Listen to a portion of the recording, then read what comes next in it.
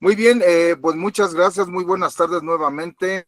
Un honor estar aquí colaborando con una presentación más en nuestra Asociación de Expertos Forenses Internacionales en Ciencias Criminalísticas. Un grato saludo, un abrazo a nuestro presidente, el maestro Wilber, y a todo el staff, consejo directivo, por supuesto. Y un saludo a todas y a todos nuestros hermanos de América Latina que nos escuchan el día de hoy. El presente trabajo que se está desarrollando en este momento nos habla sobre la teoría del indicio. Hace un tiempo el maestro Wilber escribió un artículo acerca de la física cuántica vinculada transdisciplinariamente en relación a la horoscopia forense. Cabe aclarar que ese término, ¿verdad? Muy elemental y complejo, por supuesto, de la física cuántica, pues la tenemos en toda nuestra. La física cuántica podemos dimensionalizarla desde el ámbito macro hasta el nivel micro, que por supuesto sería todo el nivel micro. ¿A qué voy? Los indicios son elementos muy fluctuantes, muy sensibles, muy frágiles, ¿verdad?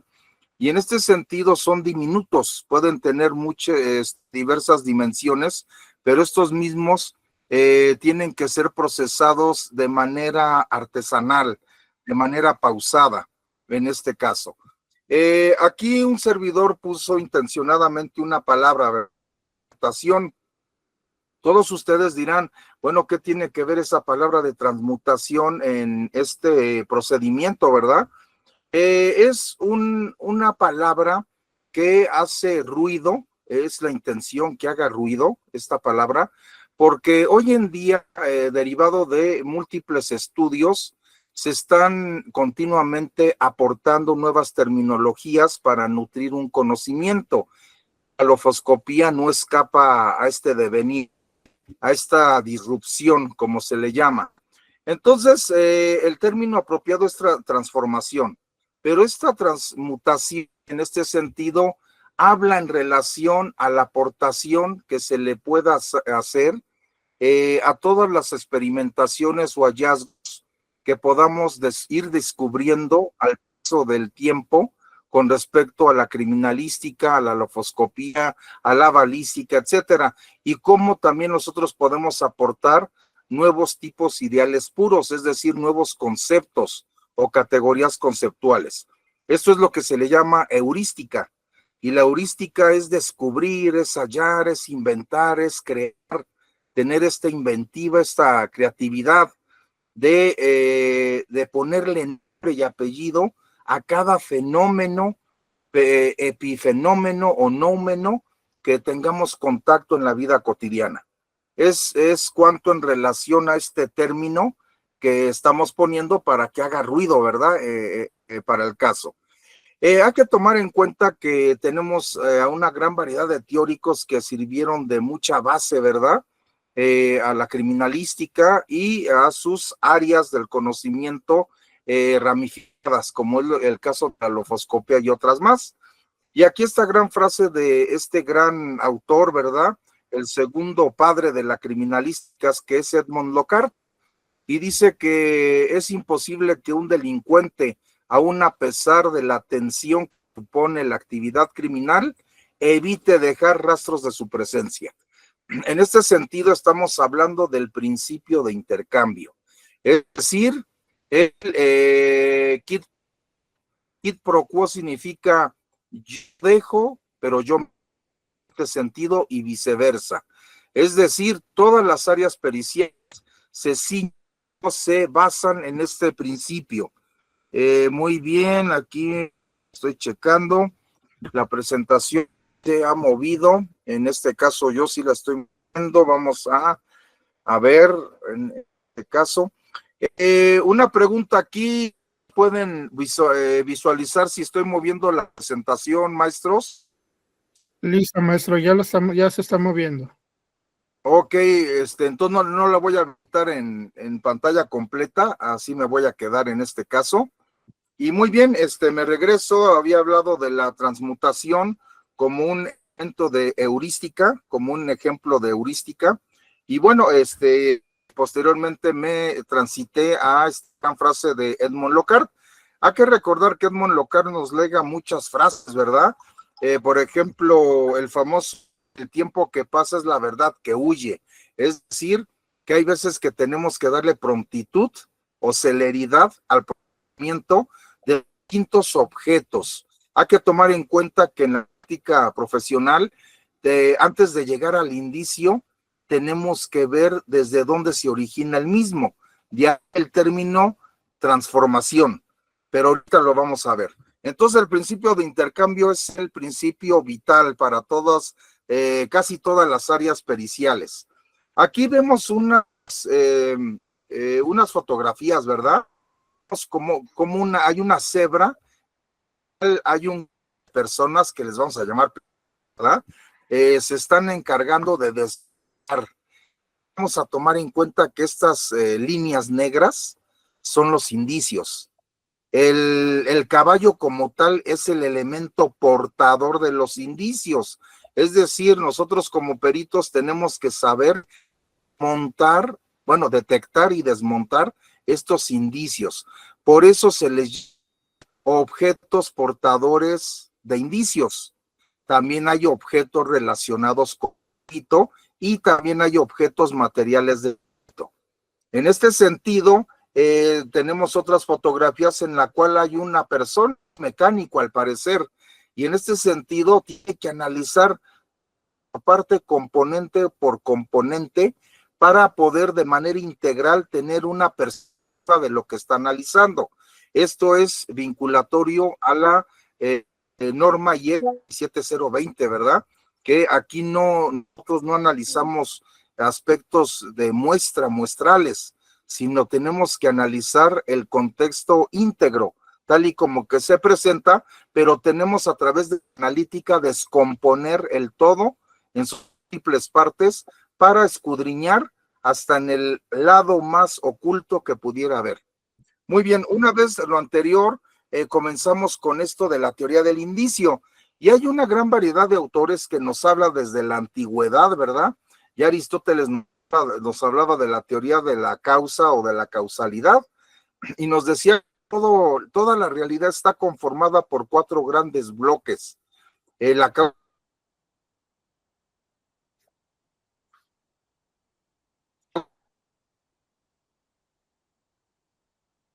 que nos rodea está conformado o diseñada de un tipo de material en específico. Ahora, en este sentido, hay una causa eficiente. La causa eficiente sería que hay alguien que lo culpe, ya sea la naturaleza o el ser humano, lo transforma. Por eso de transmutación, intencionadamente se puso, repito, el término es transformación, es decir, todo se transforma. Y en este caso, la naturaleza o el individuo va a alterar, va a modificar este elemento para que le pueda dar una forma.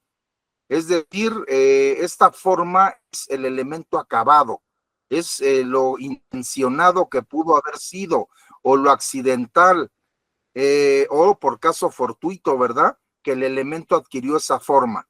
Y después, al último, tiene un propósito. Es decir, toda esta secuencia al final tiene un propósito. ¿Por qué el objeto de estudio llegó a ese estado en particular?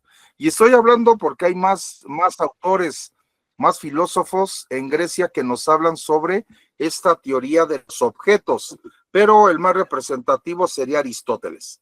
Muy bien, ahora esta transformación del indicio como tal empieza con la cosa. La cosa es un elemento de vaguedad, es un elemento general, es un elemento que nuestro paso no nos interesa. Existe, nos rodea, pero sencillamente escapa de nuestra atención. Esto ocurre cuando procesamos un lugar de los hechos, lo que multiplicidad de objetos. En un espacio podemos ver 50, 100, 200 objetos, pero no son objetos, son cosas. ¿Por qué? Porque al principio no nos llama la atención. Pero hay una serie de criterios que vamos a ver casi al final de la presentación que permiten que el perito vaya detectando y seleccionando esas cosas en particular. Una vez de que va detectando esas cosas en particular, se van transformando en objetos. Estos objetos como tal ya guardan un significado directo para una investigación.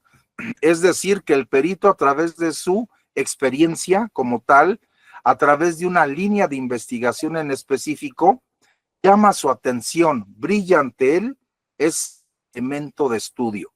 Y en ese momento se transforma en objeto. De la cosa que sería en el ver, nos pasamos al mirar. Y en el mirar capturamos el objeto. Y aquí ya está el mismo a ser valorado. Entonces el objeto, al ser valorado, comienza este proceso de exclusión, selección o exclusión, inclusión.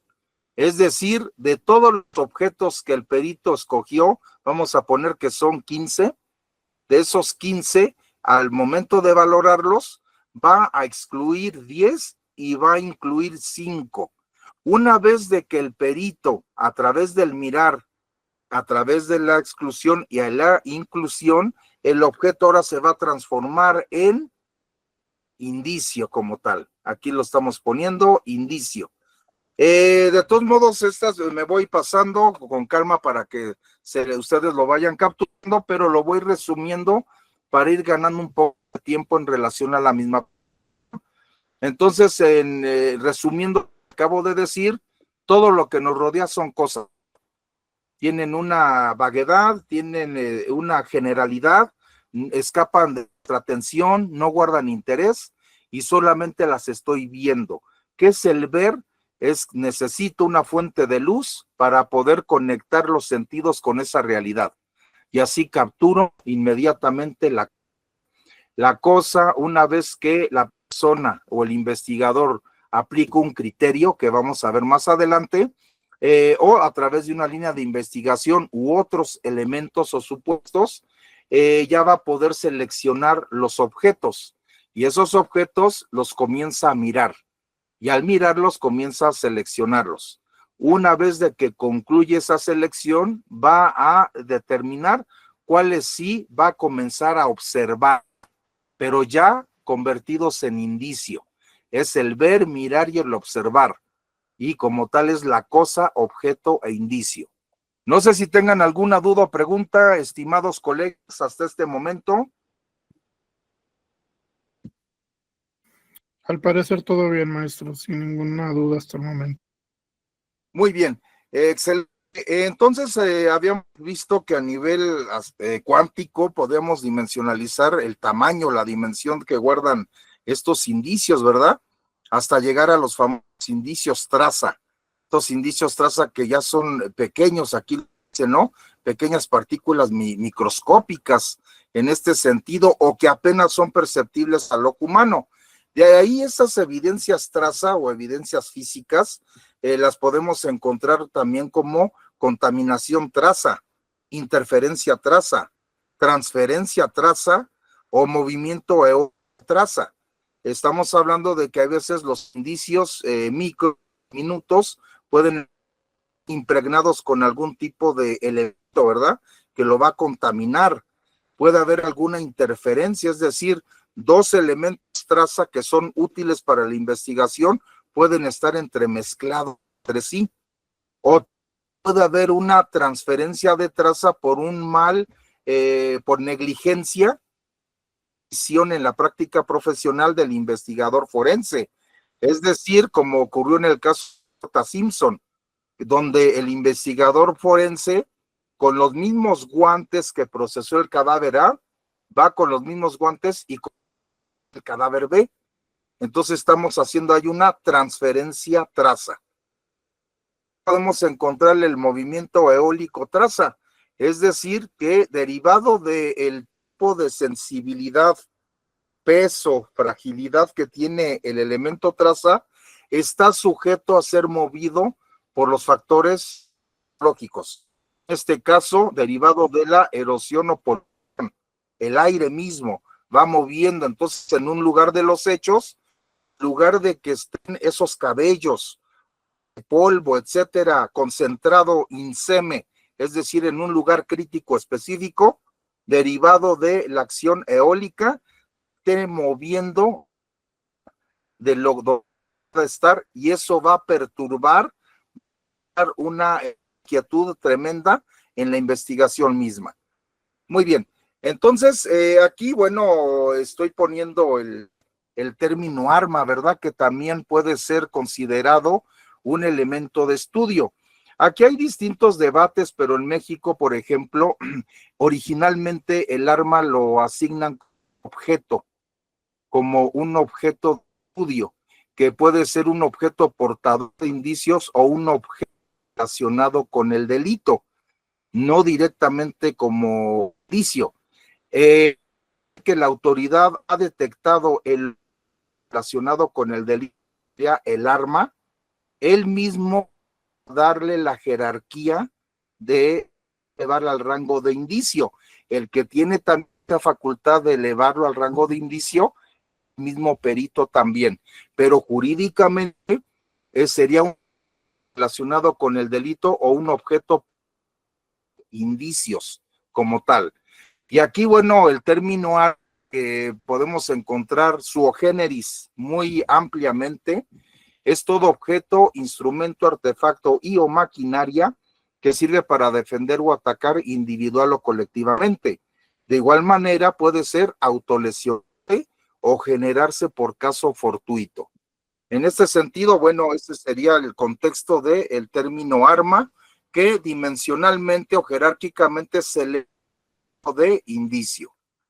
Hay una gran variedad de tipos de indicio, ¿verdad? Que podemos encontrar, los clásicos que en la doctrina o literatura nos va a asignar, como los físicos, químicos y biológicos, que está por demás repasarlos, ¿verdad? Solamente en cuenta esta conferencia que estamos hablando de la teoría del indicio y no los podemos en este sentido. A grosso modo, los físicos pues son estos objetos materiales, ¿verdad? Que se les da un uso en específico. Los indicios químicos, bueno, son estas sustancias venénicas, explosivos, drogas, medicamentos, presencia de alcohol, fluidos corporales, hidrocarburos, etcétera. E indicios biológicos, bueno, ya proviene de la sangre, saliva, semen, cabello, piel, tejido óseo, restos de comida o fluidos corporales, sudor, orina, lágrimas, etcétera. Entonces, para esto, podemos nosotros tener una clasificar por clase cada uno de los elementos de estudio a partir de su origen. Hay que tomar en cuenta, aquí hay algunas fotografías de lo que acabo de comentar en este caso. Hay que tomar en cuenta que el investigador se enfrenta al análisis de fenómenos que existe, todo lo que se le pone frente al investigador, todo lo que brilla, todo lo que guarda interés, todo lo que es tangible, todo lo que se puede relacionar con otra cosa. Entonces el fenómeno es vital en nuestra praxis. Todo lo que escapa a nuestra vista, podemos ver, sin embargo, o lo podemos sentir, o lo podemos deducir, o no lo podemos ver o vincular con los sentidos, sobre todo con la vista, entraría en el rubro del noumen, que ahorita lo vamos a ver.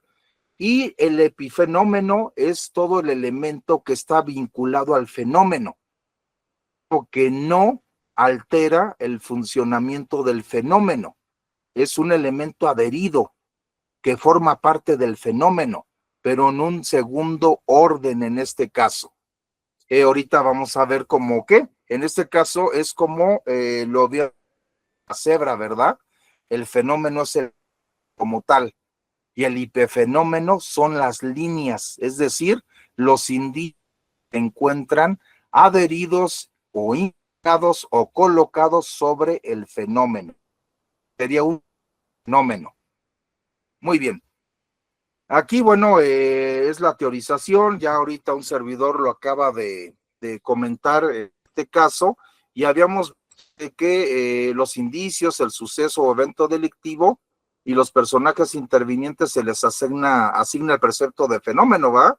Ya que es lo que se muestra, parece, revela, manifiesta o se posa frente al curioso o frente al intelectual forense.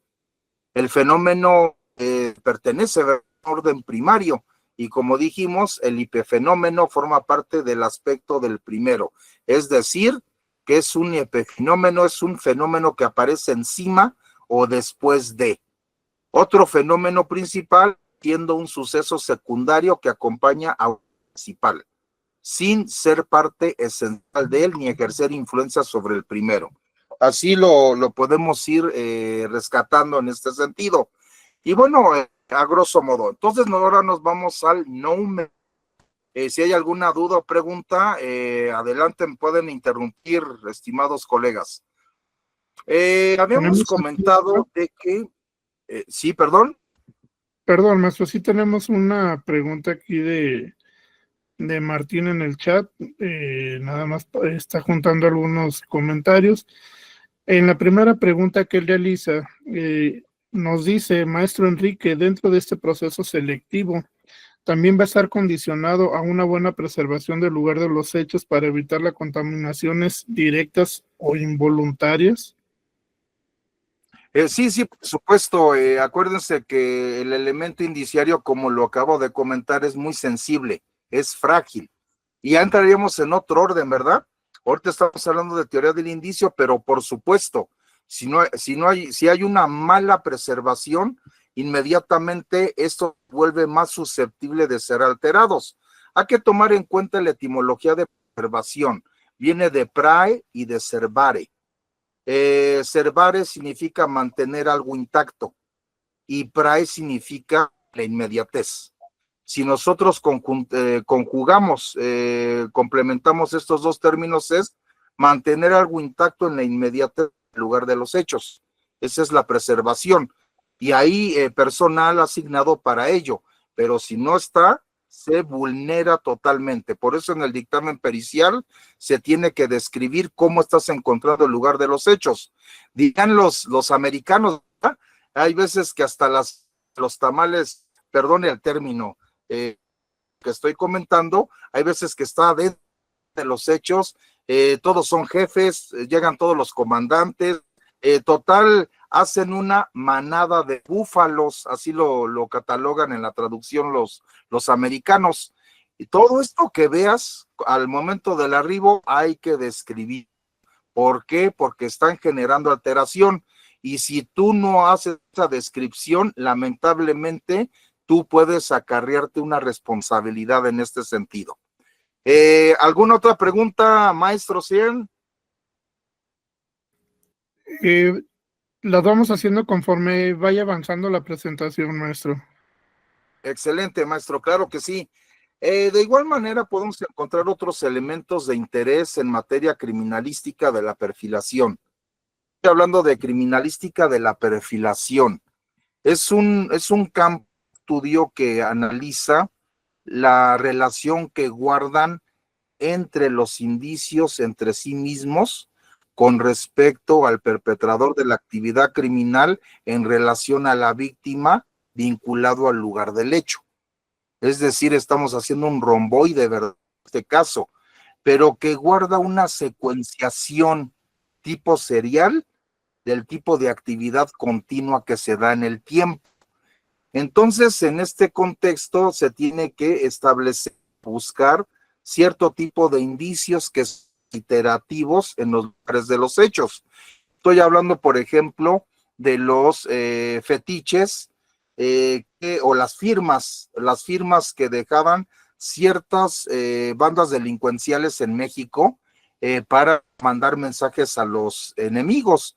Cuando comenzaron los Zetas a operar, cuando formaban parte de la corporación con el cártel del Golfo, una de sus firmas era poner Z, ¿verdad? El emitórax anterior, así grande. Posteriormente ponían estas zetas en la frente, en la región frontal. Algunas bandas de secuestradores, pues dejaban hasta una rosa sobre el emitórax anterior. Ese es una firma. Otra firma es desollar, retirar la fascia del rostro, retirar los globos oculares, amputar una mano y poner los ojos en la mano y extender la fascia del rostro en el parabrisas de un carro. Esa es otra forma. En Colombia, ¿verdad? La famosa corbata colombiana. Entonces estamos hablando de que hay infinidad de firmas. Este tipo de casos de indicios reiterativos y continuos de manera secuencial se estiman en la criminalística la perfilación. En este caso, mantienen un orden de contexto indiciario simbólico, que el criminalista tendrá que dar líneas, signos, figuras, símbolos, imágenes, íconos, señales, mensajes, firmas, fetiches, filias, preferencias atípicas, ritualismos, ideologías, sincretismos, idiosincrasias, víctima que se escogen habitualmente, obras con valor estético típico y atípico, modus operandi, lesionología específica, etcétera.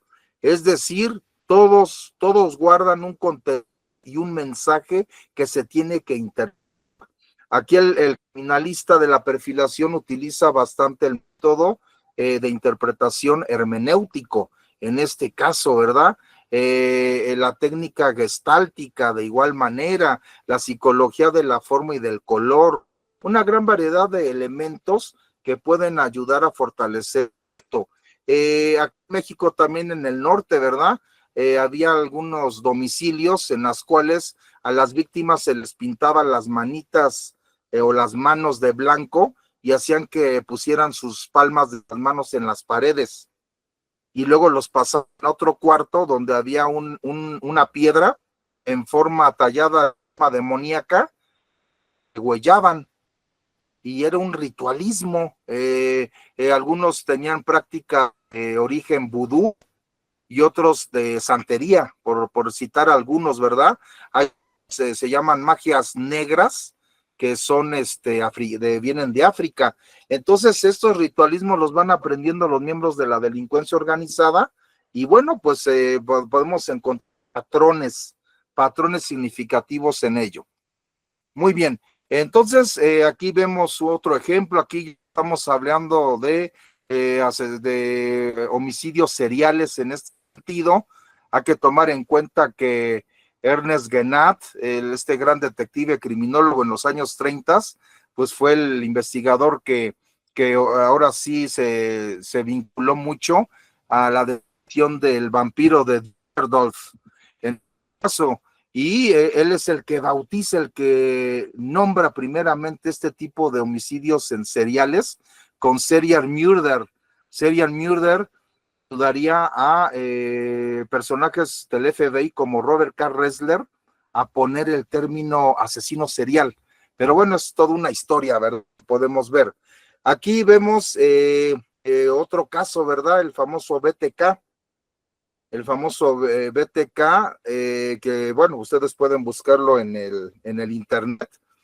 Y podemos ver de qué le gustaba dibujar, se excitaba haciendo dibujos de cómo tener a la víctima, cómo amordazarla, cómo torturarla, cómo hacerla suya, como una posesión, y hacía diagramas. Es más, en su casa, el criminalista tiene que analizar todo el contexto de la zona de confort y la zona de ritualismo y la zona de fetiches, donde tiene ahí sus elementos como fueran trofeos. Y él tenía muñecas Barbie que así las vestía como él quería y se excitaba y todo este rollo. Aquí hay un dibujo, pero también tenía su Barbie. Y aquí vemos, y todo lo que él hacía de los dibujos, todo eso, lo aplicaba lamentablemente a la víctima. Es tremendo este caso, ¿verdad? De BTK, en este caso, ¿verdad? De golpe, tortura y muerte. Por eso era BTK en este caso. Y bueno, podemos ver algunas fotografías, algunas víctimas, por supuesto, cómo fue todo este contenido de ritualismo simbólico. Por eso les digo que hay otro tipo de indicios, no nada más los que encontramos en el lugar de los hechos y los procesamos y seleccionamos, incluimos, excluimos y demás. No, hay otros que mantienen patrones seriales de manera significativa y reiterada.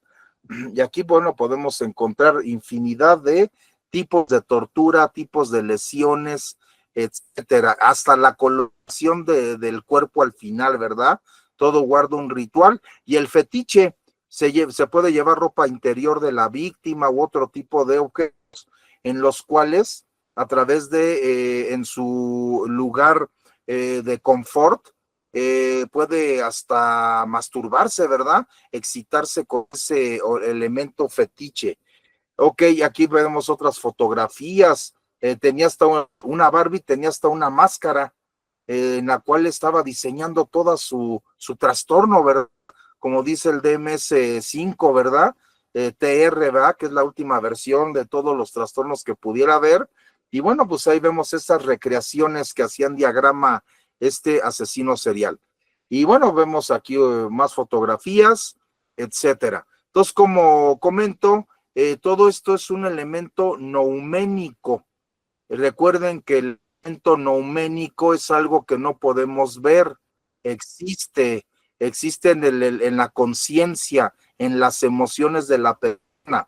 Es como si yo les dijera, dame la definición de la palabra amor, y cada uno de ustedes me lo va a definir de manera distinta, pero muy similar entre sí, pero no lo vamos a poder definir en concreto, por eso es nouménico. Entonces, una cosa es procesar fenómenos, otra cosa es procesar elementos nouménicos, que solamente se dan estos últimos en la criminalística de la perfilación. Muy bien, aquí, bueno, hay habla de indicios, entender la función, eficacia, eficiencia en la actividad delictiva. Habla de indicios, solamente la plasmé, la puse aquí para que recordáramos esta gran variedad de clasificaciones que podemos encontrar de indicios. Ya aquí dice por su tipo y aspecto cualitativo de valoración, por su relación con el hecho, e igual por su relación con el hecho, pero ya con otro autor que es Montiel Sosa, Secaldi, en relación con su conflicto estructural, con respecto a su facilidad de traslado, por la forma de ser producidos, por su tiempo de permanencia. Encontramos también por su apreciación, también procedencia. Encontramos los indicios que dejan marca, vestigio o huella.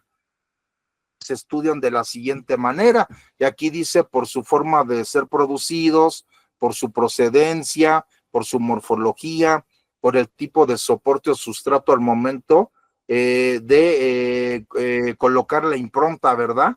Es decir, por la matriz, por el tipo de soporte o sustrato al momento de colocar la impronta, pero de manera positiva, lo mismo ahora de manera negativa, también por la condición, situación y dimensión acerca de la forma en que fueron impresas huellas.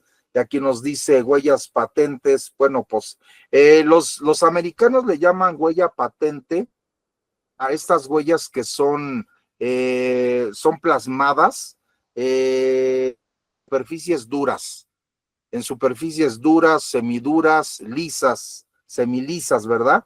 Y se dejan las elevaciones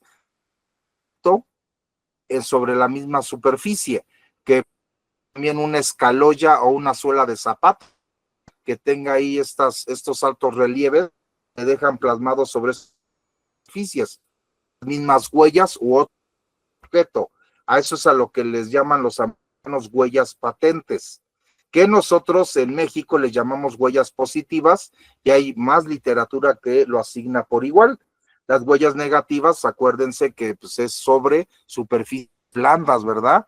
Como puede ser el silicón, el resistol, la plastina, etcétera, hasta el lodo, en este caso la arena.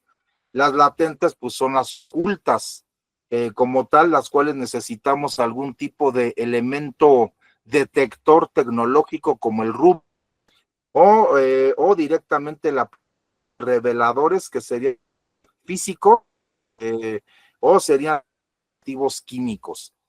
También encontrar residuales, Acuérdense que una huella residual es aquella que va a carecer de cualquier elemento de confronta. No vamos a tener ni líneas, ni dibujos, ni logotipos, nada.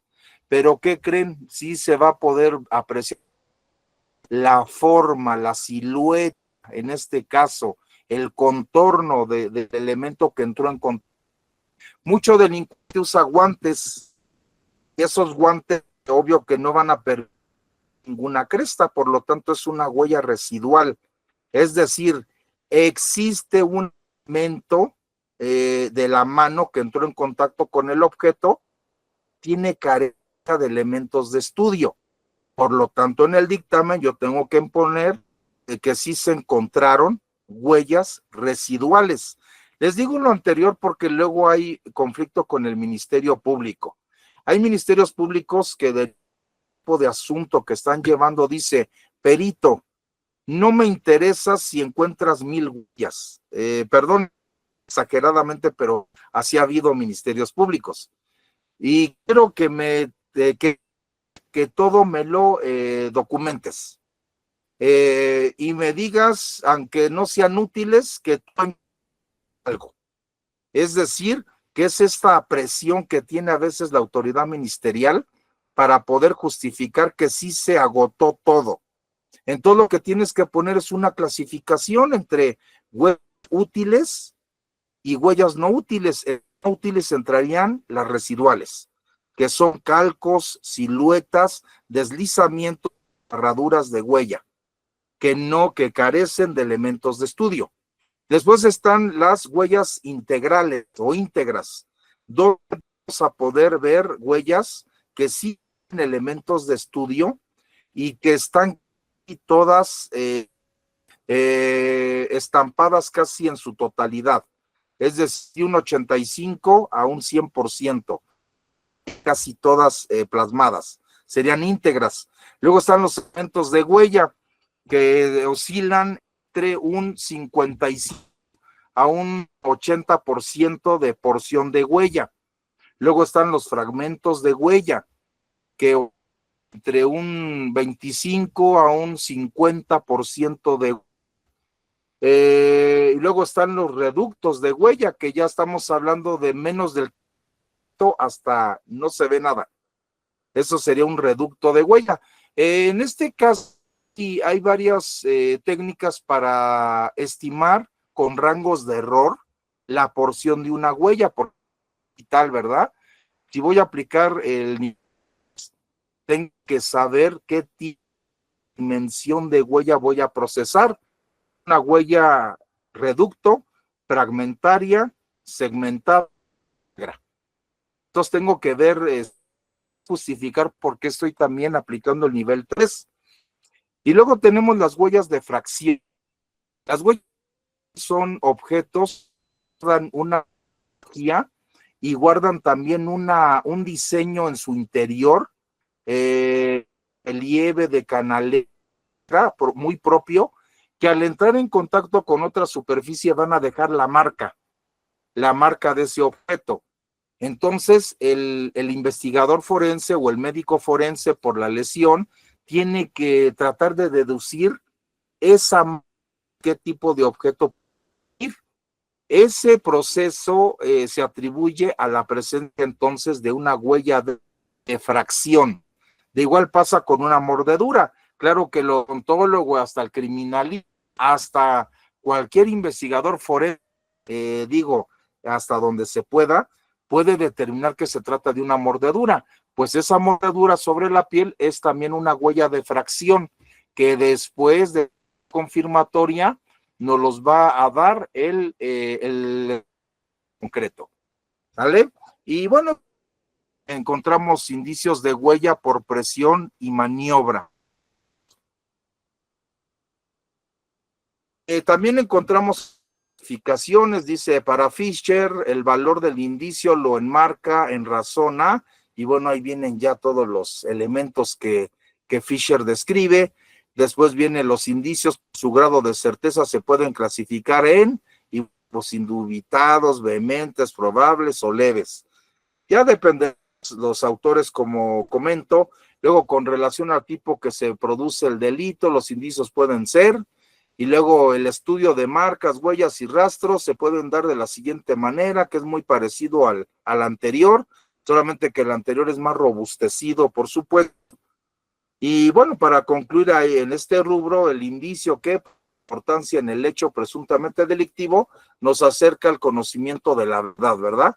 La verdad científica basada en todos los hallazgos que podemos tener en los lugares de los hechos, es decir, en lo evidente. Por su manejo, los indicios pueden ser, o por la manera en que se produjeron, también pueden ser, y ya ahí viene la clasificación. Digo, no lo voy a leer porque estaría por demás. Estas tablas ustedes ya las tienen en algún momento. Hay algunas fiscalías que, derivado de la especialidad forense, se enfocan en algunos tipos de indicio en específico. Esto es con base a la orientación o al seguimiento continuo o al hallazgo continuo que tenga este tipo de casos y de indicios en particular. Es decir, ya dependiendo de las necesidades profesionales, será la selección de este tipo de elementos de estudio, por su grado de hallazgo, por su relevancia en el hecho y también indicios reconstructores, ¿verdad? Y pues para finalizar, aquí hay una ¿verdad? Que después esta tabla se vincula a una tabla matriz.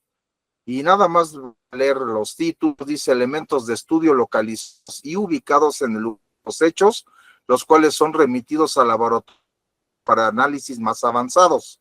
Y ahí encontramos ejemplos: mancha roja, fragmento holofoscópico, casquillo y bala, polvo blanco, teléfono celular, etcétera.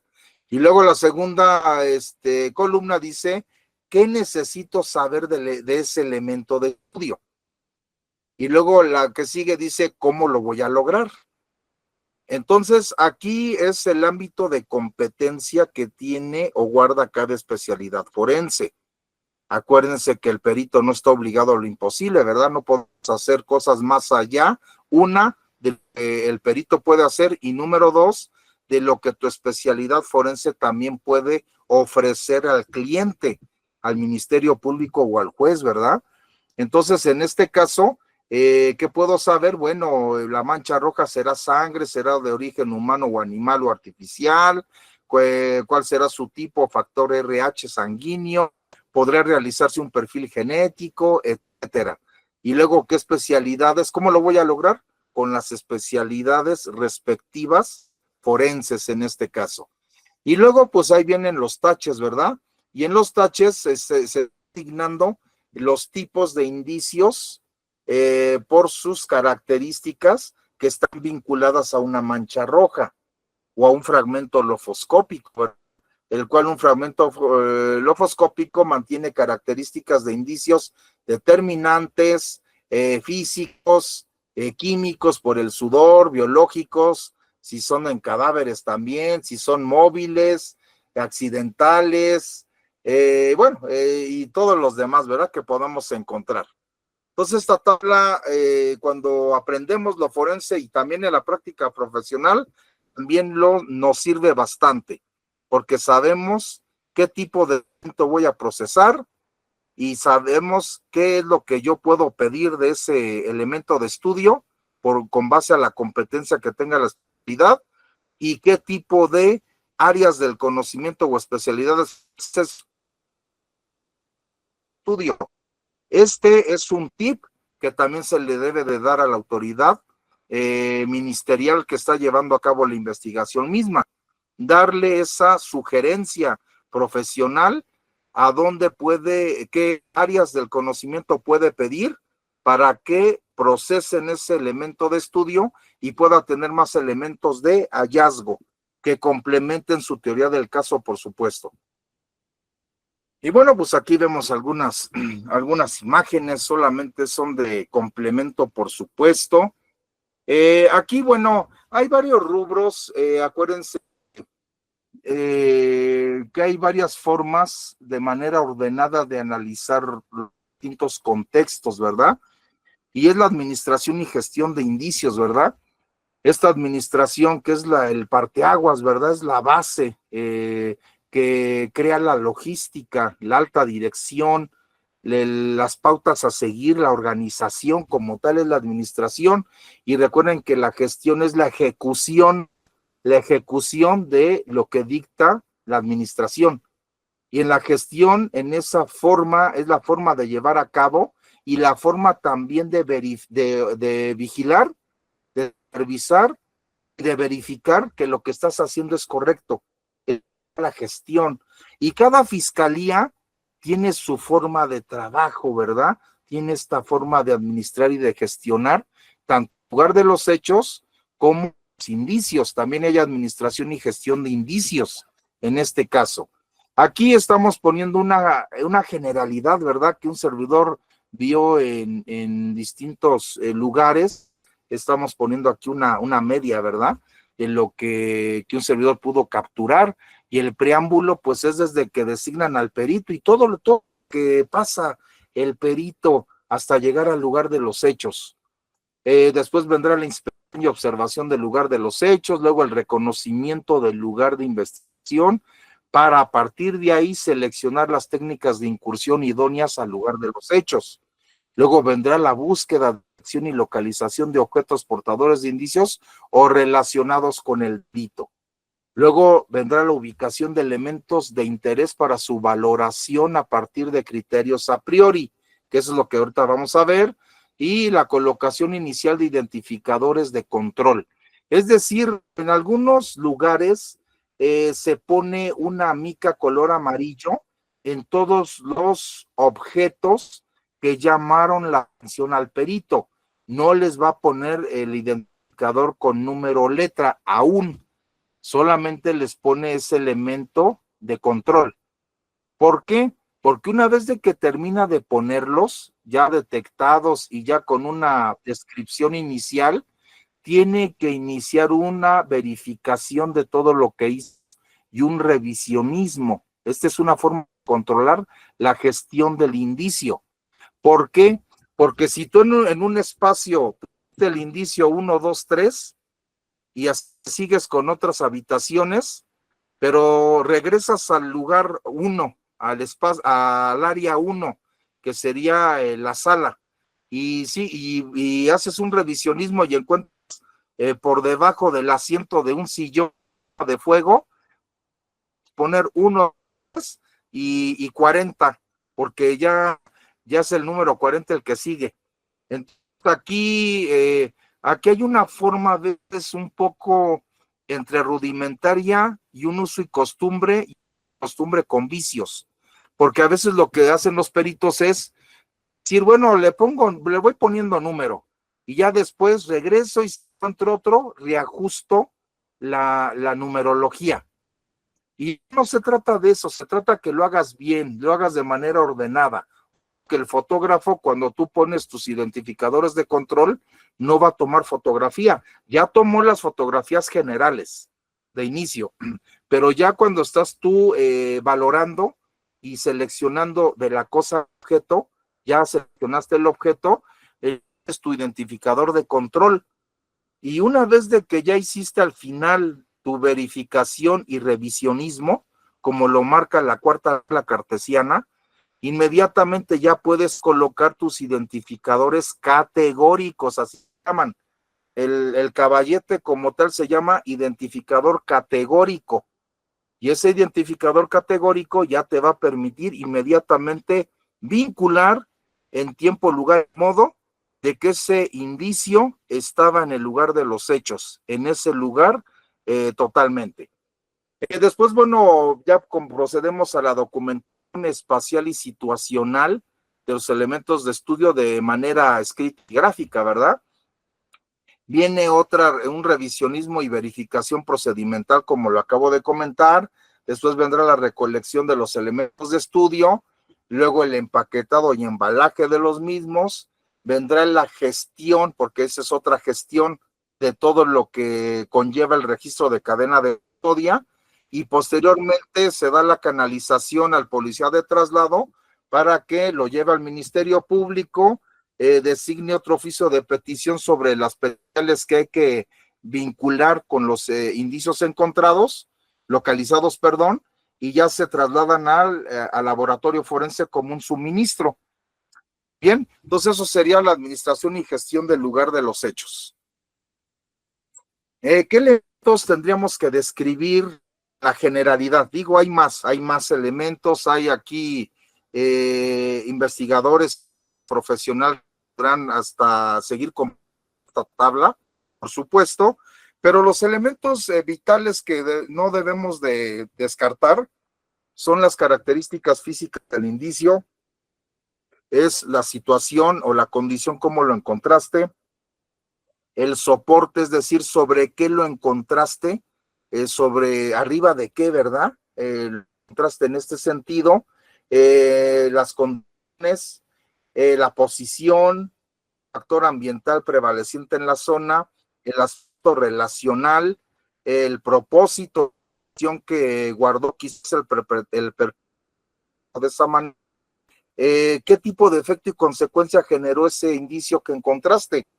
Y ya posteriormente, como diría un viejo más, la patología jurídica, ya el MP tendrá que darle el encuadramiento jurídico de que ese indicio generó una afectación en este caso.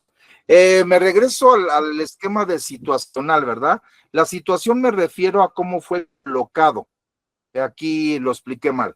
Es cómo fue colocado, cómo estaba colocado del inicio de la investigación pericial, el indicio, cómo estaba colocado, para poderlo describir de manera idónea. Y la condición es si estaba identificado con daño estructural, impregnado de algo, qué sé yo, ¿sale? Entonces son los elementos que tenemos que tomar en cuenta. En la posición, no me refiero tanto a la posición porque sería contradictorio con la situación. La posición me refiero a la localización y ubicación. Son dos cosas diferentes. Localización con instrumental, con el famoso GPS, ¿verdad? El Global Position Situation, y ya para poder estimar tanto dónde posicionar esta medida, ¿verdad? De longitud, ¿verdad? De orientación en el espacio para determinar una zona y la zona, el lugar de los hechos y de los lugares de los hechos. Y ya la ubicación ya sería propiamente elementos específicos que estarías localizando, ya sería ubicar la localización instrumental, donde te dice exactamente dónde estaba el elemento de estudio, esto también con los puntos cardinales, y el otro elemento de ubicación ya sería propiamente en el espacio, es decir, dónde se encuentra el indicio, en qué habitación o en qué área en lo particular. Hay que tomar en cuenta que debemos de partir de percepción, no me voy a profundizar en hay tres tipos de percepción, ¿verdad?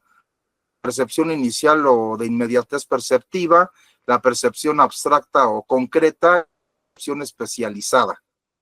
Nosotros como hitos o estudiantes, ¿verdad? De estas áreas del conocimiento, vamos desarrollando o ya algún la percepción especializada, ¿verdad? La cual está nutrida con experiencia en este caso. Una percepción abstracta o concreta ya te permite reconocer, detectar cierto tipo de objetos en particular, ya por esa experiencia. Pero ya lo especializado ya es avanzado, es más complejo en este sentido. Y la percepción de inmediatez es tratar de descubrir qué es lo que tienes frente a ti. Ahí empieza un punto de razonamiento para tratar de capturar el significante, el significado y el referente. Estos elementos que se vinculan a la teoría del conocimiento. Muy bien, de estas personas también se vinculan, por supuesto, con la descripción. Y ahí encontramos, nada más voy a leer esta definición, dice describir es la actividad que consiste en especificar las características externas e internas de las cosas u objetos simples o complejos, y con ello hacerlas únicas, poder individualizarlas para su diferenciación con relación a elementos similares o parecidos entre sí. De esta manera describir, es decir, con palabras, cómo son los objetos, instrumentos, artefactos, maquinarias, indicios, animales, personas, lugares, hechos, de manera general, de manera ordinaria, específica o detallada, y también concreta u ordenada. Entonces, eso es lo que es describir. Aquí, ojo, tiene que tener congruencia entre la descripción escrita y la gráfica, que se fotografía o hasta el video en este caso. Es un elemento kinestésico, ¿verdad? Que tenga esa congruencia entre lo que escribiste y entre lo visual o lo ilustrativo, en este caso. Pues ahí está la descripción objetiva, que es la criminografía indiciaria. Aquí, bueno, ustedes podrán la definición a grosso modo.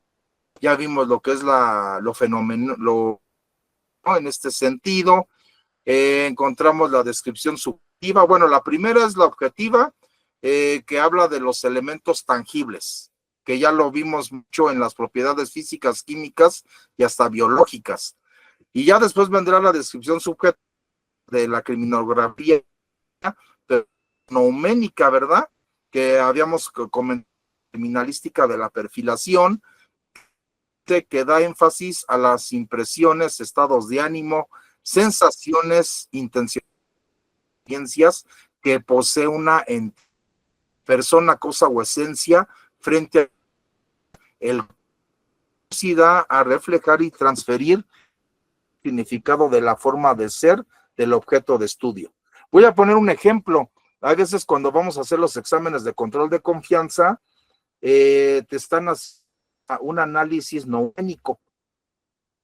¿Cómo lo haces? Pues a través de tu lenguaje corporal. Vamos a ver cómo caminas, cómo te sientes, cómo mueves los labios, cómo disipas la mirada, cómo mueves la cabeza, cómo entrelazas o los brazos, y ahí nos puede decir nervioso a los exámenes. Todo eso sería una nouménica. Tiene que ver con los estados de ánimo, con las sensaciones o intencionalidad o aspectos de apariencia, ¿verdad? De tu. Ese sería otro ejemplo, ¿verdad? Vinculado a ello. Tipos de descripción, pues hay muchas, ¿verdad? Hacemos una mediación de una persona, es una descripción, lo que hacemos prosopográfico, que hacemos. Si es sobre el aspecto psicológico de una persona, es una descripción de topeya. Y así sucesivamente, ¿verdad? Todo tiene nombre y apellido como tal.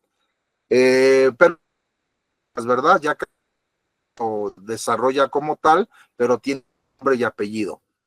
Aquí también viene lo de panorama, lo de topografía. Dice, la descripción topográfica va referenciada a lugares, paisajes, ciudades, entornos. Esta es técnica y representa una visión general del lugar para después dirigir la atención hacia distintos elementos, como pueden ser accesorios y objetos que la componen. Suele seguirse de un orden espacial y viceversa, de lo general a lo particular, de arriba hacia abajo, de izquierda, de adelante hacia atrás, de afuera hacia adentro, de los primeros planos al. Son las distintas formas de percibir una realidad, pero aquí la tendríamos que describir hasta donde el fenómeno me lo permita, porque yo no puedo describir un fenómeno de todas estas maneras, es como me lo permita. También está la descripción de geografía criminal, de cronografía, también de vectografía indiciaria, objetos con relación a su situación, posición, orientación, hay dirección, distribución, estado y respecto a un espacio o a un modo, que sería el modus esse, vivendi, faciendi u operandi, que influye o repercute en el primero. Eso sería indiciaria, ¿verdad? La forma de describir. Y luego describir animales es zoografía, en este caso. Es muy profundo, todo ello, y aquí algunos ejemplos. Hay 3 tipos de descripciones. Está la descripción general o simple, la descripción específica, y la descripción detallada o avanzada. En un lugar de hechos, cuando nosotros procesamos indicios, por lo regular hacemos puras descripciones específicas. Mantienen forma, incluir allí el color, quizás una dimensión exacta o aproximada, etcétera. Son descripciones específicas. Descripciones generales o simples lo haría una persona de manera general, ¿no? Rápidamente, es decir, detecta esto rápido. Pero ya cuando estás ya de entrarte en el estudio, ya tendrás que hacerlo de manera... Entonces, una huella dactilar, pues dice simple, lo describirías como una huella dactilar, la cual contiene crestas, surcos y poros.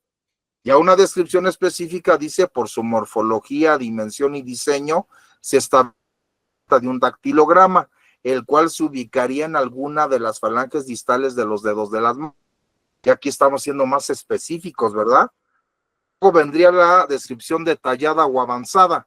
Y aquí, bueno, ya estamos poniendo ya hasta el tipo fundamental, ¿verdad? Que es arco con su tipo mismo que cuenta con un delta específico, el cual está atrapado o contenido en el núcleo. De igual forma se encuentran con puntos característicos y bueno, todo el desarrollo, ¿verdad? Que podemos... Todo lo que queremos mostrar es de que cuando estemos describiendo un lugar de los hechos y en la cual tengamos que plasmarlo en un dictamen pericial, sean conscientes del tipo de que voy a realizar.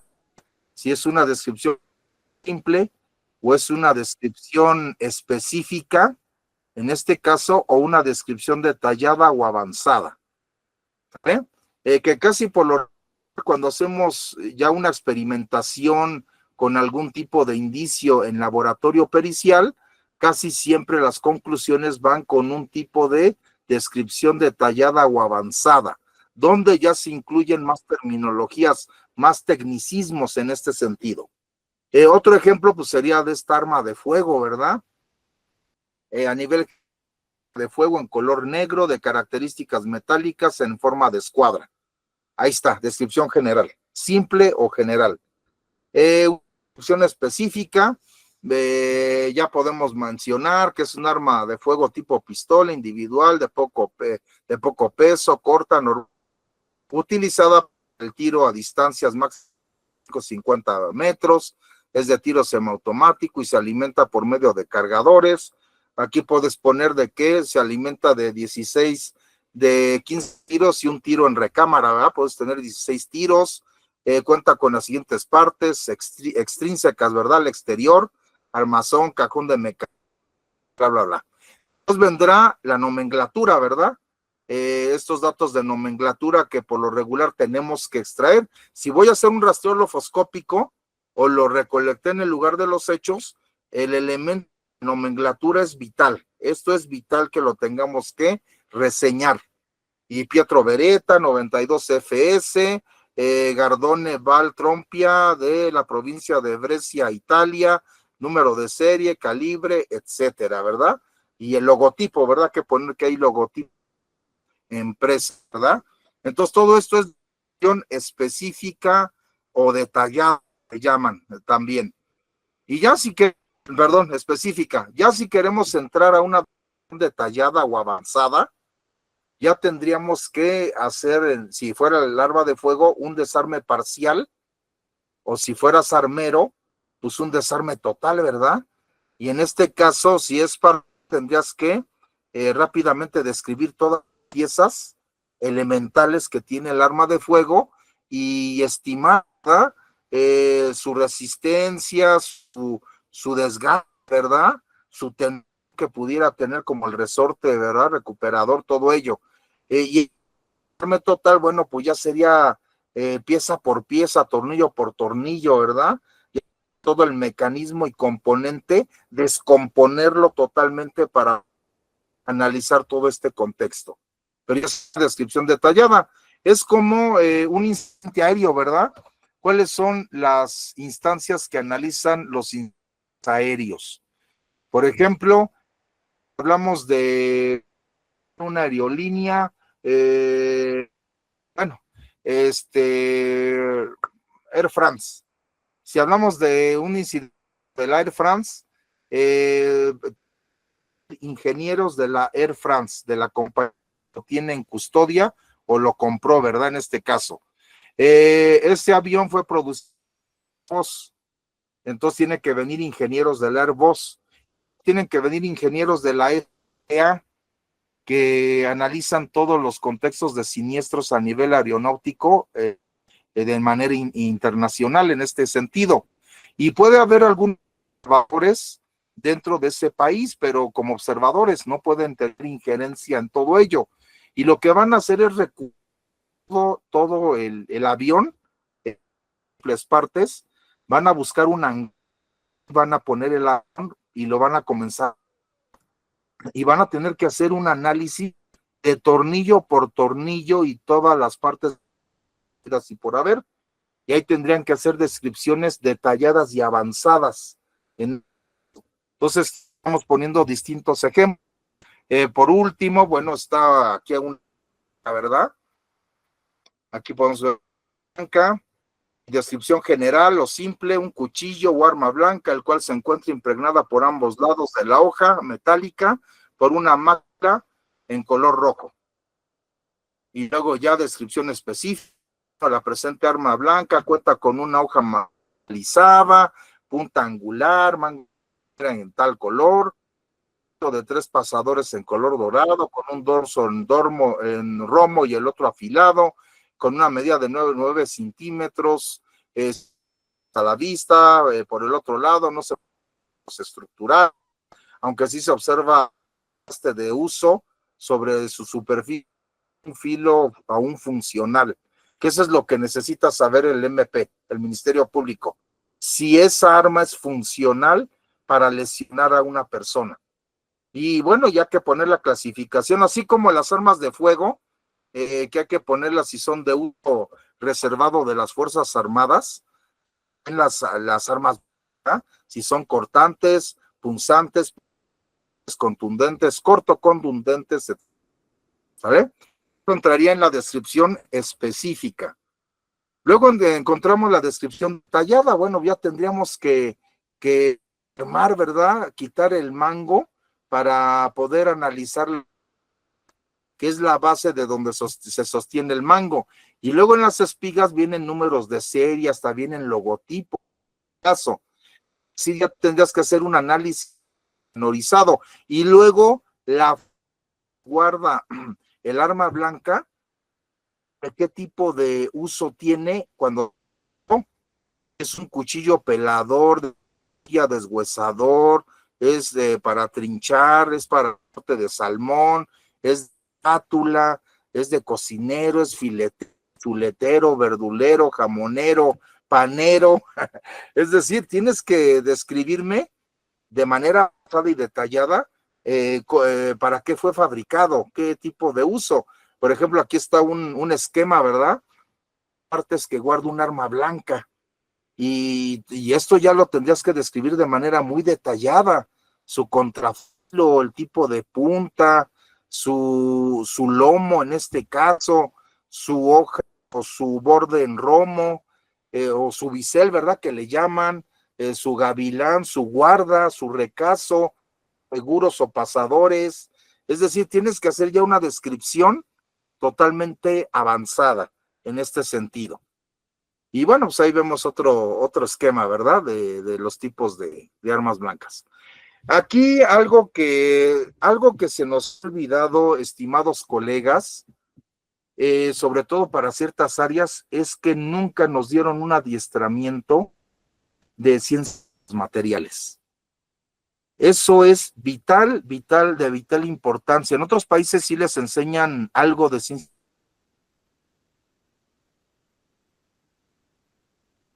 Se formó y todo ello, nunca nos enseñaron ciencia de los materiales. Nada más nos dijeron, vas a aplicar tal reactivo a tal superficie, sí, a tal sustrato, pero este tipo de sustrato también tengo que describirlo en un dictamen. Si es metálico, si es plástico, polímero, si es cerámico, etcétera, ¿verdad? Por lo menos comprender, porque tampoco voy a hacer ciencia de los materiales, no, sencillamente un conocimiento básico de los distintos tipos de materiales que existen y su clasificación para poder entender la textura que guarda el sustrato sobre ese material y así poder estimar qué tipo de reactivo revelador podré utilizar. Es decir, la ciencia de los materiales es vital, de igual manera para un criminalista. En el lugar de los hechos, pues vas a hacer la descripción detallada del elemento de estudio, pero en las propiedades físicas tienes que ponerme qué tipo de material guarda el mismo, o si es si son materiales compuestos, es decir, que está dotado de dos tipos de materiales, o es un elemento de materiales multivariados, es decir, que cuenta con más materiales insertos en un mismo elemento acabado. Entonces aquí es de vital importancia poder tener estos elementos. Aquí dice la ciencia de los materiales son un campo multidisciplinar que estudia la relación entre la estructura, las propiedades y las aplicaciones de los materiales. Su objetivo es comprender, manipular la estructura atómica y molecular de los materiales para diseñar y crear nuevos materiales con propiedades específicas que logren satisfacer las necesidades de la sociedad moderna. Y bueno, más abajo dice, de igual manera, la ciencia de los materiales se considera una rama de las ciencias que estudia de qué están hechas las cosas y cómo y por qué funcionan. Esos son elementos vitales. También para establecer la textura, tensión, resistencia a los factores ambientales y del uso cotidiano. Acuérdense que hoy en día, ¿verdad? Eso ya es algo ya aparte, ¿verdad? Casi todos los materiales están vinculados, no todos, ¿verdad? Pero una gran parte a la obsolescencia programada, ¿verdad? Es decir, que tienen una vida útil desde 2 hasta 5 años. Ya después ya van a comenzar a deteriorarse. ¿Para qué? Para que lo deseches y nuevamente vuelvas a comprar el mismo elemento. Aquí, bueno, una tabla de los distintos tipos de la clasificación de los materiales, a grosso modo, porque en cada tipología hay más, ¿verdad? Pero ya dentro de una clase. Hay metales y aleaciones, hay cerámicas como el vidrios o vidrios cerámicos, hay semiconductores y materiales compuestos. Es decir, esas serían las 5 grandes grupos y de ahí se van diversificando, por supuesto. Muy bien, aquí, bueno, hay que tomar en cuenta la percepción, pero esa ya la vimos, pero se pone aquí para que podamos entender, se vinculan los sentidos. Hablamos del ver, mirar y del observar, ¿verdad? Por supuesto. Y hay que tomar en cuenta que el ver, para poder vincular los sentidos con la realidad, necesitamos la luz. Y capturar esa generalidad de lo que nos rodea es a través de la técnica del ver o la modalidad de ver. Cuando hay algo que llama mi atención dentro de ese ver, inmediatamente comienzo a mirarlo. Es decir, me empieza a llamar la atención algo en relación a un elemento en específico. De cientos de edificios o de varios edificios que pueda haber, uno de ellos o dos de ellos me van a llamar la atención. Eso ya comenzaría a mirarlos, porque ya estaría dirigiendo mi sentido, sobre todo el de la vista, para capturar una pequeña porción o detalle de ese fenómeno. Diría Aristóteles en su gran repertorio del libro, en los analíticos, en sus grandes textos de los analíticos, que en vano analizar un todo cuando puedes extraer una pequeña porción de esa realidad. Y esa es la base del método analítico, viene desde Aristóteles, que el autor que comenzó a pulirlo ya fue René Descartes en su segunda regla, y es la descomposición del todo, para inmediatamente detectar piezas trascendentales y saber cómo se relacionan entre sí, para que una vez estructuradas nuevamente permitan la eficacia y la eficiencia de ese objeto en particular. Eso sería la analítica puramente. Entonces lo que estaríamos haciendo es analizar una pequeña porción o detalle de ese fenómeno, que es lo que hacemos con los indicios. En el ver capturo cosas y en el mirar ya objetos, como lo dijimos. Y aquí hay una vieja frase, un latinismo, ¿verdad? Nihil in intellectu quo non fiurt in sensu, nos lega también Aristóteles, ¿verdad? Que después retomaría Bertrand Russell, que dice que no hay nada en el intelecto que no haya pasado por los sentidos. Es decir, el principio del conocimiento, o una de las formas del principio, es que todo entra por los sentidos y así se va forjando el intelecto, en este sentido. Muy bien, hay que tomar en cuenta que el mundo sensible es el ver la cosa, que será prende, aparente o simulado. Luego vendrá el mundo ordinario, que es mirar el objeto, que es caracterizado por la conjetura, la ponderación o suposición. Y al final viene el mundo cognitivo, que es observar el indicio, que es a partir de procesos de razonamiento crítico y complejo. Todo esto es teoría del conocimiento que a veces se nos ha ido desvaneciendo.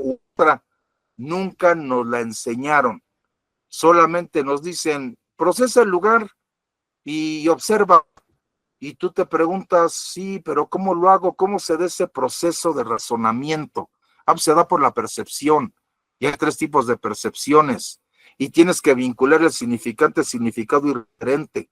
Y tienes que relacionarlo con el mundo sensible, ordinario y al final cognitivo.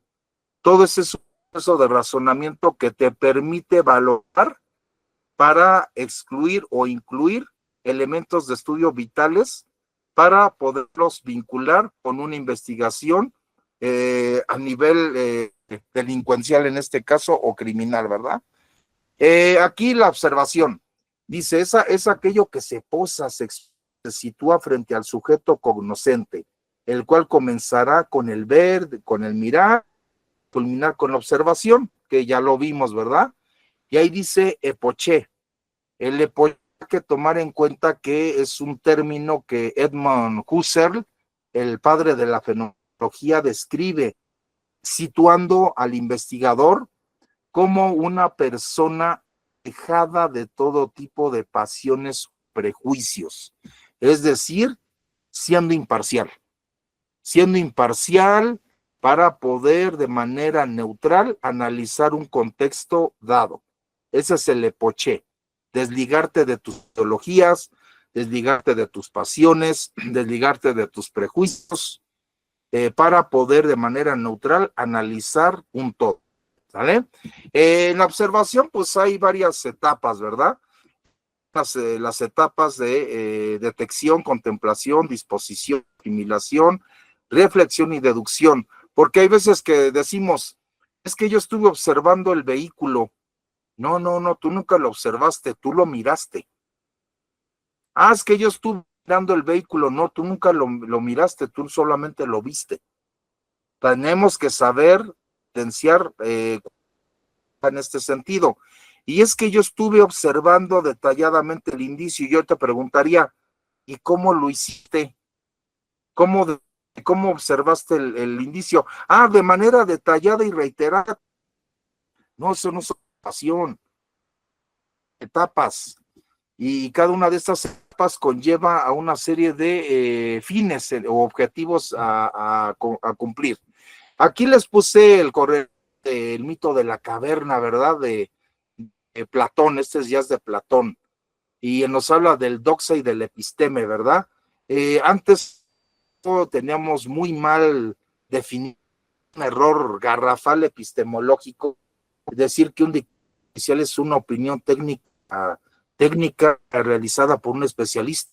No, los peritos hacemos opiniones, una de valor, y un juicio de valor tiene una carga subjetiva.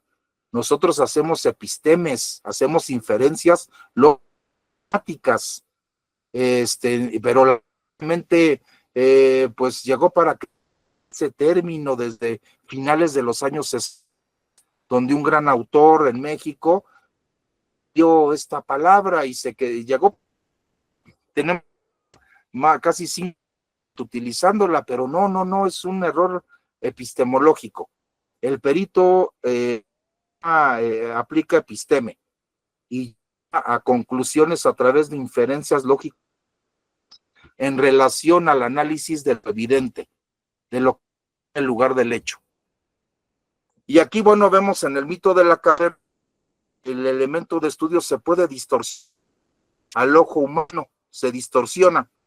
Y si tú te mantienes dado en el vicio y en un uso y costumbre que realmente no te va a llevar a ningún lado, estancar tu intelecto, vas a seguir mirando ciertas formas y nunca vas a saber su origen. Salgas de la caverna, te vas a percatar de que hay otra forma de analizar la realidad. A grosso modo, eso transita o te lleva el mito de la caverna, que los invito a leerlo, los colegas. Aquí, bueno, viene la primera fase de acción, que es la detección, ya vinculado al ámbito pericial, pues es un descubrimiento o aportación de objetos de trascendencia, que derivado de sus cualidades de dato, condiciones estructurales, disposición, situación, investigación analítica, permiten al investigador tomar decisiones procedimentales y ponderadas para ser seleccionados en el lugar de los hechos y ser transferido al laboratorio pericial. Esa sería la detección. Bueno, aquí vemos algunos esquemas, ¿verdad? De todo lo que localizar, ¿verdad? En el lugar. Hay que tomar en cuenta saber las pequeñas partes con las cuales se conforman los objetos. Acuérdense que las puntas donde se unen las líneas de un objeto se llaman vértices. Los contornos o líneas que se unen a cada uno de los vértices, nodos, se llaman aristas. Y los lados se llaman caras en este caso. También podemos hacer un análisis angular, ¿verdad? Un ángulo de poliedro, diedro o diagonal, o simple, un ángulo simple. Ya todo dependerá del tipo de asunto que estés desahogando. Hay que tomar en cuenta que estos objetos se tienen que analizar debidamente, partiendo de una dinámica, es decir, moviéndote. Te tienes que mover para poder describir todo lo que puedas capturar de adelante hacia atrás, de atrás hacia adelante, de arriba hacia abajo, de abajo hacia arriba, de derecha a izquierda o de izquierda a derecha, de lado de giro, ¿verdad? Así vas girando alrededor del indicio, de afuera hacia adentro, de adentro. Todo dependerá del tipo de indicio o hasta donde el indicio te lo permita. Eso sí debe de quedar claro. Es que no podemos moverlo. Una por el o uno no es apropiado moverlo y tienes que describirlo tal y como está posicionado en el espacio en este caso y la situación que guarda el mismo. Aquí estoy poniendo ejemplos. Otro tipo de elemento que no podemos echar por alto es describir esta famosa frase cima base lado, ¿verdad? Cima base lado, es que debemos capturar. Es decir, cuando revises un objeto de estudio o un mueble, acuérdate de siempre ver, mirar y observar la cima, el lado y la base, hasta donde el indicio o el mueble permita. ¿Para qué? Para que puedas estimar si es coincidente su morfología con lo que tus sentidos está capturando, y estimar si tiene un doble fondo o tiene algo escondido o algo no cuadra o estás moviendo pesa más de lo normal. Es decir, son elementos vitales para poder estimar si hay algún elemento que ese objeto o mueble esté portando, como droga, como armas de fuego u otro tipo de elementos, billetes, o sea, dinero, documentos muy clasificados, qué sé yo, ¿verdad? Luego viene la disposición, dice, en este apartado podemos apreciar factualmente, bueno, aquí hay una frase, res ipsa loquitur, significa que el indicio por sí mismo va a hablar. La cosa habla por sí sola. Es decir, si tú llegas a un lugar de los hechos, ves un cadáver, un arma de fuego, un látigo y unos casquillos, ya el indicio o los indicios y el cadáver están hablando por sí solos. Y ya tienes que volverte al esquema relacional para poder establecer qué guardan cada uno de los elementos entre sí y hacer múltiples combinaciones lógicas para ver si derivado del arma de fuego la persona perdió la vida, etcétera. Bueno, esto tiene que ver la disposición con la localización, ubicación, posición, orientación, dirección, situación y soporte que guarda el indicio o el elemento de estudio. Después vendrá la asimilación, que ahí captamos los detalles, particularidades, rasgos o características físicas del objeto de estudio.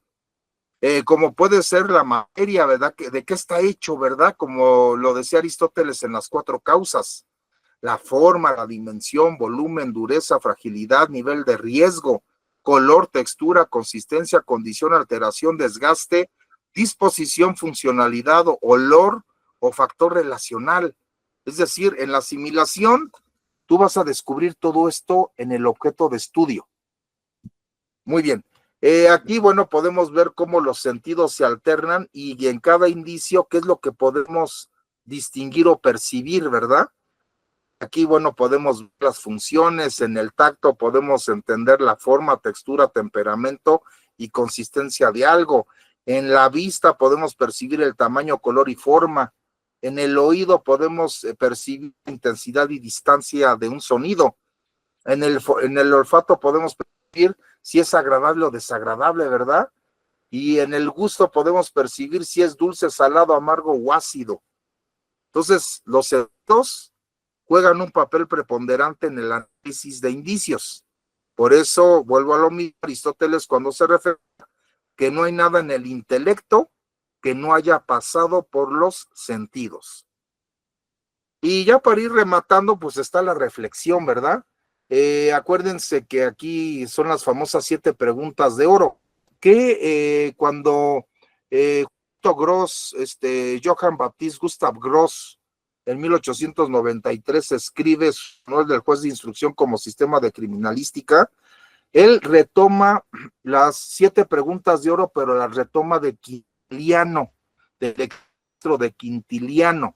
Hay que tomar en cuenta que los filósofos en la antigüedad, de todos los objetivos que tenían que cumplir, era descubrir de dónde vienen las cosas, el origen primero de las cosas. A eso le llamaron el arge physis, es decir, cuál es el primer principio de la naturaleza. Que Juanito Gross, muy lector de la filosofía también, pues lo acomoda a nivel transdisciplinario por un eje de transversalidad, lo acota a su trabajo criminalístico y él adopta el arge criminis, es decir, el origen primero del crimen. ¿Cómo puedo yo llegar al origen primero del crimen? Cuestionándolo y tomando en cuenta el parámetro de Quintiliano para poder cuestionar el crimen. Y aquí están las frases que retomó Hans Gross, Juanito Gross, para poder hacer su base teórica en este sentido. De la reflexión, que tú cuestionas al indicio, es decir, ¿por qué estás así? ¿Quién te dejó así? ¿Para qué te usaron? ¿Qué propósito tuvo la persona para utilizarte? ¿Dónde fuiste adquirido? ¿De dónde vienes? Todo esto es cuestionar no nada más al fenómeno de estudio, sino también al objeto, es cuestionar la realidad en su totalidad. A partir de la reflexión, tú comienzas a diseñar hipótesis relacionales, los cuales deberán ser contrastados en otros estudios avanzados dentro del quehacer especializado proveniente de otras disciplinas forenses, para validación o refutación respectiva. Es decir, que el criminalista va a generar en la reflexión dentro de la etapa de la observación la hipótesis relacional y la va a ir contrastando cuando las demás especialidades vayan arrojando sus resultados en dictámenes periciales subsecuentes. De igual manera, si vas a hacer una reconstrucción o escenificación forense, pues también te va a dar todo esto a constatar, por supuesto. Y por último sentido, pues llega la deducción, ¿verdad? Que es un razonamiento deductivo. Por eso en la criminalística es muy socorrido el método hipotético deductivo, al igual que el analítico sintético. Y aquí en el anterior, en la reflexión, es el hipotético, y en el punto 6 es el deductivo.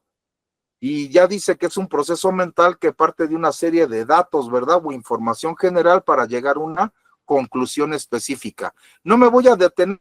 Acuérdense que hay 3 tipos de razonamiento, que es el deductivo, el inductivo y el abductivo en este sentido.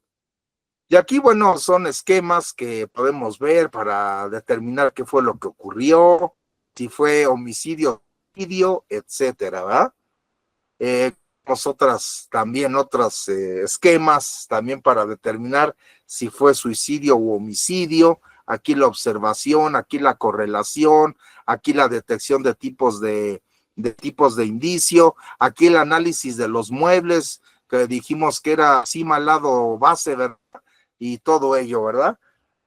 Aquí, bueno, vemos elementos, dice un arma de fuego en una mano, un cadáver, una proyección hemática, un banco fuera de su lugar, una, ¿verdad? Fuera de su posición del pie. Es un correlato o se vincula con la pérdida de la vida, pero hay incongruencia. Ahí abajo dice, a través de la lógica aristotélica nos dice que hay una incongruencia. ¿Por qué?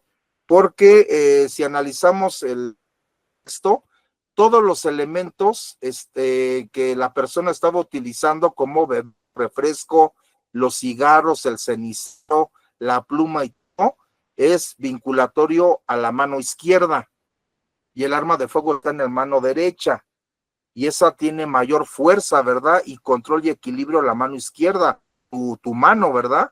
Tu mano buena, como dicen. Entonces ahí hay una incongruencia. Por eso es la deducción, la hipotético deductivo, tienes que tú ir desenmarañando a través de esta lógica aristotélica. No caer en paraidolia y apofenías. Significa de que a veces hay imágenes que guardan ciertas formas, no son. Aquí también por el cansancio, por eso se dice que los peritos también deben estar descansados, porque también si empiezas a analizar algo, puede generar una pequeña distorsión o hacerlo indebidamente. La pareidolia es detectar formas en cualquier tipo de estructura, y la apofenia es desvirtuar o es alterar la estructura lineal de algo. Si lo puedo hacer con una huella balística o lo puedo hacer en un comparativo del orden lofoscópico.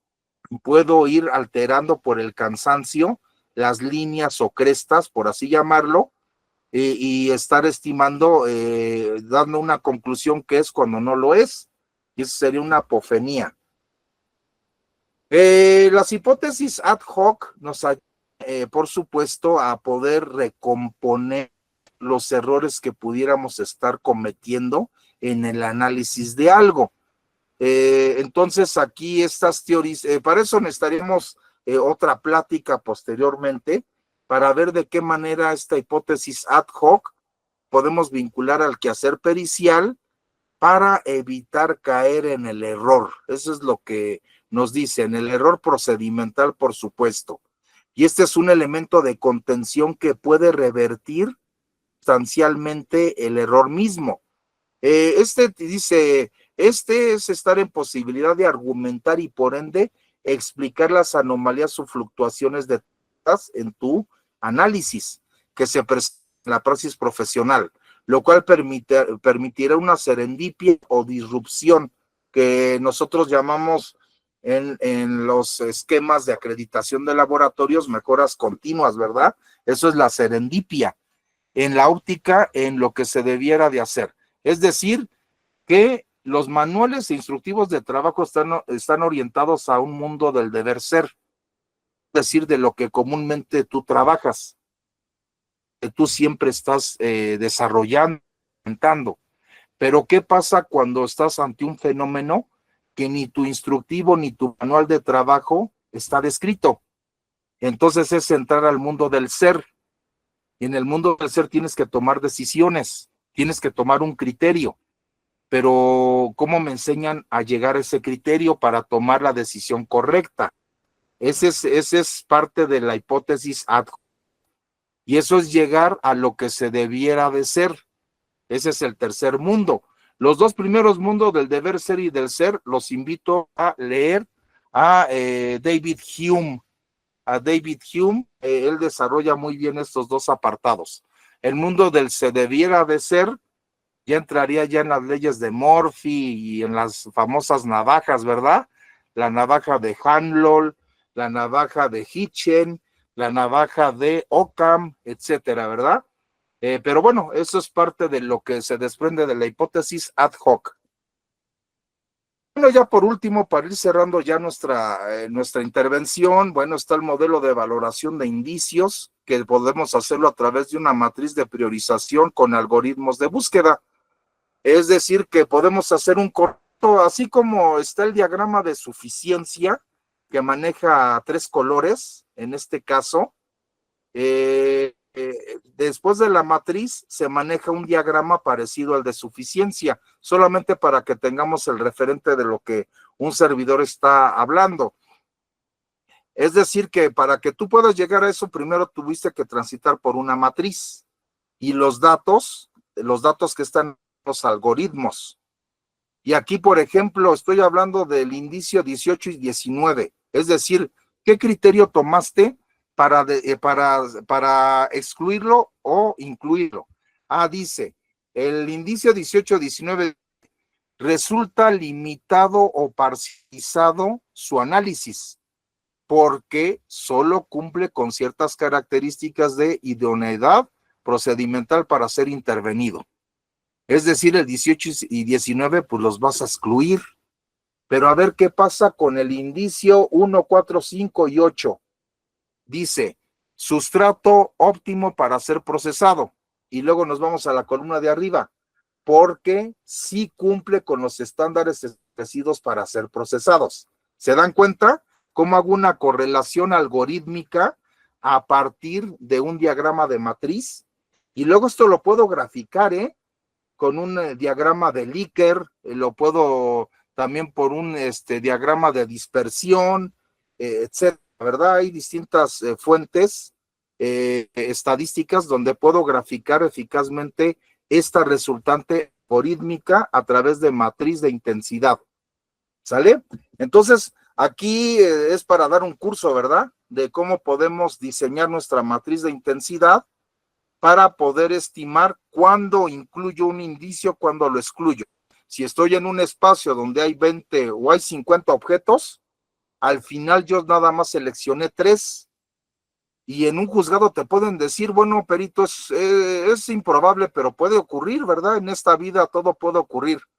Te pueden preguntar, a ver, perito, escogió 3, ¿verdad? Y son indicios, sí. ¿Y qué pasa con los otros 47? No, pues los estuve observando y con luz de LEDs y a través ¿cómo se llama? De un deslizamiento angular, ¿verdad? Por luz rasante, además, y ahí le explicas, y no tuvieron nada debido o de interés, ¿verdad? Para la investigación. Y ya nada más es correlato económico, verbal, narrativo. No, espérate, momento. Si estamos hablando de que las ciencias forenses y sobre todo ciertas especialidades tienen que ganarse su rango de cientificidad para ser considerada ciencia, es porque manejan niveles de confiabilidad y rangos de error y también niveles de riesgo y otros correlatos. Tú me tienes que demostrar ¿por qué excluiste 47 y te quedaste con 3? Ah, bueno, lo hice a través de un método de diagrama de matriz de intensidad con algoritmos de búsqueda. Ah, ya estamos hablando de cómo lo hiciste, cómo lo resolviste. Y aquí viene una gráfica y ya me queda claro que matemáticamente pudiste llegar a través de la lógica a llegar a una inferencia. Y esta sí me convence en este sentido. Muy bien, hay que tomar en cuenta que los objetos se analizan también del punto crítico masivo de contacto, en los puntos convergentes de extensión o que envuelven al punto crítico de contacto de objetos. Ya hablamos de base cima-lado. También no hemos hablado de la ruta lógica del crimen y ruta material del crimen. Por ejemplo, ¿cuál es la diferencia? La ruta material del crimen es una ruta que si está ahí la víctima, o un testigo ocular y presencial, o hay cámaras de videovigilancia, podemos ver por dónde entró el delincuente, cómo se movió el interior y por dónde salió. Esa es una ruta material del crimen. Y la ruta lógica del crimen es cuando no tengo eso, el perito tiene que ir analizando paso a paso del delincuente al interior del espacio. Él se va a armar su ruta lógica del crimen como tal, como lo decía François Eugene Doc, es ir un paso adelante del delincuente o pensar como el delincuente. Y aquí, bueno, objetos que por su condición para ser procesados, era lo que yo les decía, bueno, pues hay que analizar objetos de uso cotidiano, objetos que están recientemente acomodados, objetos de reciente uso, elementos de desecho sin H y de desecho con H. Los de desecho sin H son residuos, desperdicios, etcétera. Los de desecho con H son descompuestos, desarmados o revertidos. También están los portadores de indicios o relacionados con delito, ¿verdad? Con el delito o materiales del delito. También hay objetos por sugerencia de la autoridad, es decir, hay veces que el policía te dice, oye, perito, procésame esas 2 puertas, ¿no? Y ese ventanal porque vi huellas. Es esa sugerencia de una autoridad, pero también puede ser a sugerencia de la víctima o de un testigo, y ya eso te ayuda bastante a simplificar y a incluir rápidamente indicios. También analizar objetos mostrencos o que están fuera de su lugar, desordenados o apilados. También objetos de parafernalia, rareza, exóticos, indeterminados, etcétera. Por ejemplo, hay mucha gente que le gusta tener piel exótica, objetos de pieles exóticas y lamentablemente hasta de piel humana. Tienes que ser muy observador en este sentido. Objetos relacionados con el delito, eso ya que estuvieran vinculados directamente, es decir, perdón, que estás analizando el lugar de los hechos, pero encuentras otro tipo de indicios que no están vinculados a la investigación principal. Entonces se llaman indicios no asociativos, que provienen de un hecho diverso. Y luego están los objetos que sí están dentro de una línea de investigación en concreto. Si es secuestro, pues vas a buscar candados, cadenas, guantes, vendas, medicamentos, utensilios médicos, trastes de cocina, todo eso. Si es robo de hidrocarburo, bidones, mangueras, herramienta, vehículo para transporte, etcétera. Y luego, por sugerencia del perito interviniente, ya ahí entraría la experiencia y el conocimiento del perito. Y ya por último, bueno, pues hay que considerar que desde este pequeño detalle cuántico que es este vaso, podemos encontrar otra gran variedad de elementos que pueden alterar o modificar la composición del mismo para ser procesado. Muy bien, con esto terminaría mi exposición, estimados colegas, y estoy aquí en espera de alguna pregunta que con todo gusto pudiera surgir.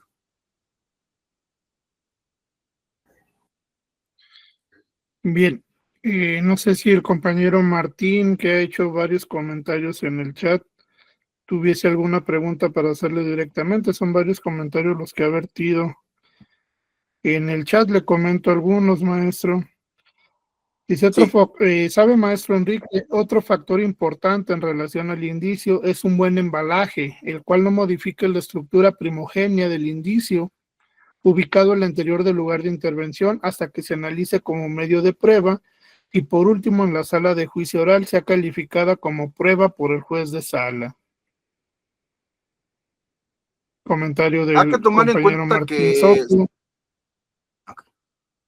ok, si Adelante. hablamos de todo de todo el encadenamiento del indicio hasta que llega al medio de prueba, hay que tomar en cuenta que primero es la cosa, el objeto, el indicio, el elemento material probatorio, el dato de prueba, el medio de la prueba. Ese es todo el seguimiento que se da como tal del indicio. Ahora, una clasificación que ahorita no recuerdo sobre las formas de embalaje, que hay embalajes debidamente realizados. Ese se le pone como bien una palomita. Luego están los embalajes aceptables. Hay aceptables que tú dices, oye, pues ¿cómo me traes? Aquí dicen charola de Reyes, ¿verdad?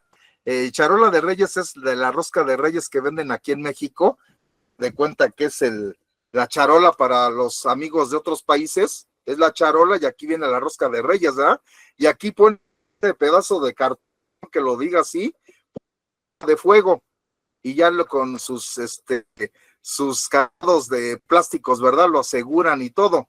Bueno, pues lamentablemente pues se reciben, estos ya son aceptables, pero con un rango de error en su embalaje.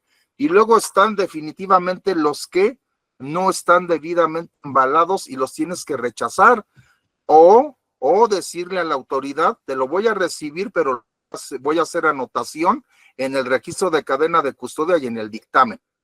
Y créeme que se lo van a volver a llevar a embalar.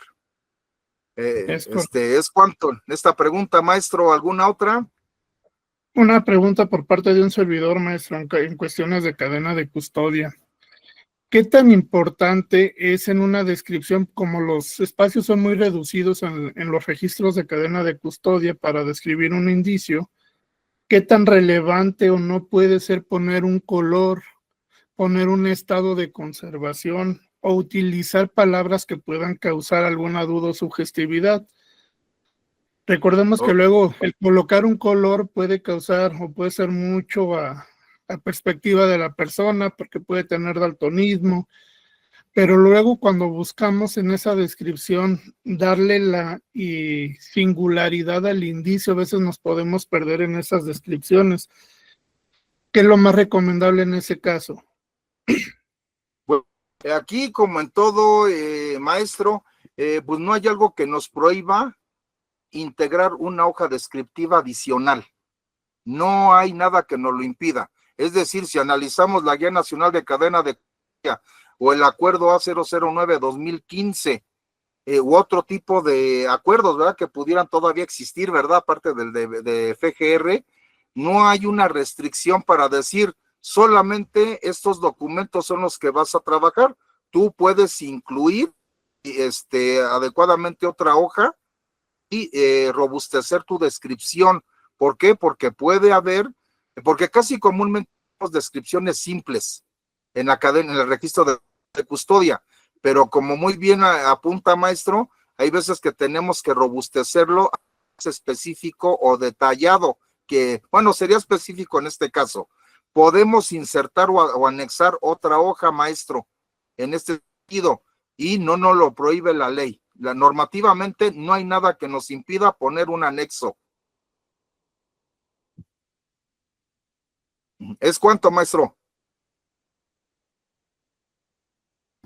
Perdón, en la Guía Nacional, que ahora nos guiamos con esto, ya que el acuerdo, el 9-2015 ya fue derogado, ahorita en abril pasado, a pesar de que no te marca, pues, que podamos agregar una hoja descriptiva, se dice también que agregarle mucha información a la descripción de un indicio puede darle armas a la defensa para preguntar o cuestionar más acerca de el actuar del perito.